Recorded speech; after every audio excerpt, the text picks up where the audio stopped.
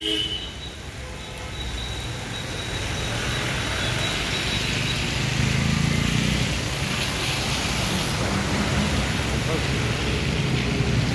भीम जय शिवराय। आज सातारा नगरपालिकेमध्ये निवेदन देण्यासाठी आलो असता या ठिकाणी एकही जबाबदार अधिकारी उपस्थित नाही असं निदर्शनास आलेलं आहे। विषय असा आहे निवेदनाचा की सातारा नगरपालिकेचे कंत्राटी कर्मचारी जे आहेत, साफसफाई कर्मचारी, घंटागाडीवाले, आस्थापनामधील कम्प्युटरवरती असतील कुशल, अकुशल आणि अर्धकुशल या कर्मचाऱ्यांचा किमान वेतन पगार मिळावा वेतनानुसार, त्याचबरोबर PFची सुविधा, बोनसची सुविधा आणि इतर कामगार कायद्यानुसारच्या ज्या सुविधा आहेत कंत्राटी कामगार कायद्यानुसार त्या सुविधा नगरपालिकेचे प्रायमरी एम्प्लॉयर म्हणून जबाबदारी आहे।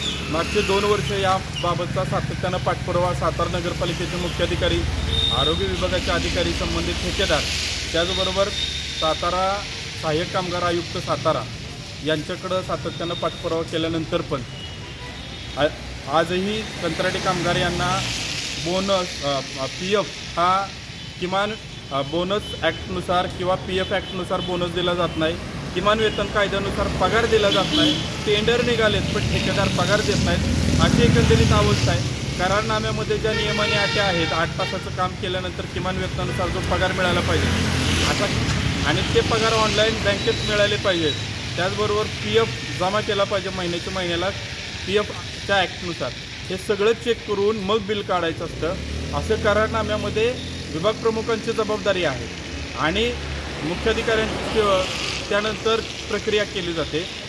मागचे 2 वर्ष आम्ही कंत्राटी कामगारांच्या न्याय हक्कासाठी सातत्यानं पत्रव्यवहार करतोय, पाठपुरावा करतोय। मध्ये सफाई कामगार आयोगाचे राज्याचे शेरसिंग साहेब आले होते अध्यक्ष, त्यांनाही नगरपालिकेच्या सभागृहात याबाबतची विचारणा केली, सांगितलेलं आहे, पण नगरपालिकेचे ठेकेदार, नगरपालिकेचे विभाग प्रमुख याबाबत गांभीर्य दाखवत नाहीत असं दिसतंय।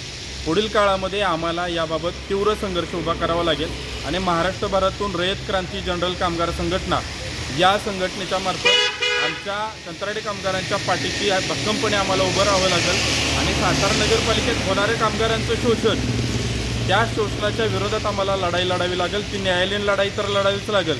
PF कमिशनर आहेत त्यांच्याबरोबर त्या पातळीवर आम्ही काम करतच आहोत, पण सातारा नगरपालिकेच्या मुख्याधिकाऱ्यांना विनंती आहे की जे नवीन टेंडर काढलेले आहेत ते नवीन टेंडरला तुम्ही किमान वेतन कायद्यानुसार दर दिले पाहिजेत कर्मचाऱ्यांना प्रत्येकाला। तो किमान वेतनचा पगार हा महिन्याला एक तारीख ठरवून 10 दिवसाच्या आत पुढच्या महिन्याच्या केलेल्या कामाचा मासिक वेतन पगार हा कामगारांच्या खात्यामध्ये जमा झाला पाहिजे। PF महिन्याच्या महिन्याला जमा झाला पाहिजे PF ॲक्टनुसार।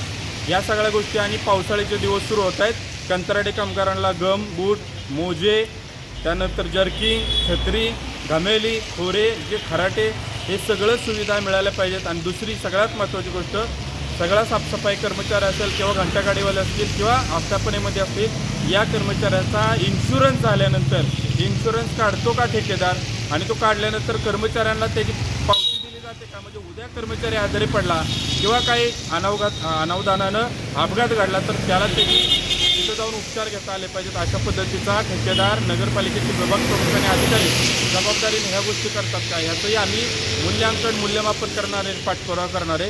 याबाबत जर नवीन टेंडरवाल्यांनी जर किमान वेतन दरानुसार कामगारांना पगार दिला नाही, PF जमा केला नाही वेळच्या वेळेला, तर मात्र आम्हाला नगरपालिकेच्या अधिकाऱ्यांच्या विरोधात कर्मचाऱ्यांना सोबत घेऊन आणि कर्मचाऱ्यांच्या पाठीशी उभं राहून महाराष्ट्रातल्या समविचारी संघटना कामगारांसाठी काम करणाऱ्या या सगळ्यांना सोबत घेऊन आम्हाला संघर्ष करावा लागेल। तो रस्त्यावरचा संघर्ष तर आम्ही करूच, कारण बाबासाहेबांनी संविधानिक अधिकार आम्हाला दिला आहे, म्हणून आम्ही लोकशाही मार्गानं सातत्यानं 2 वर्ष कागदोपत्री निवेदन देऊन बोलतोय। तरी याबाबत मुख्याधिकारी यांनी गांभीर्य दाखवावं, संवेदनशीलपणे याबाबत संबंधित ठेकेदार, विभाग यांना सूचना कराव्यात आणि कंत्राटी कर्मचारी, कुशल, अकुशल, अर्धकुशल यांना किमान वेतन कायद्यानुसार पगार दिला जावा, बँकेत पगार दिला जावा महिन्याच्या महिन्याला, आणि PF वेळच्या वेळेला ॲक्टनुसार, PF ॲक्टनुसार जमा केला जावा, एवढी एक विनंती घेऊन आज निवेदन दिलं आहे। याबाबत जर कृती झाली नाही अधिकारी, ठेकेदार यांच्याकडून, तर मात्र आम्हाला संघर्ष करावा लागेल। त्याला जबाबदार मात्र प्रशासन आणि मुख्याधिकारी, विभाग प्रमुख राहतील। जय भीम जय शिवराय।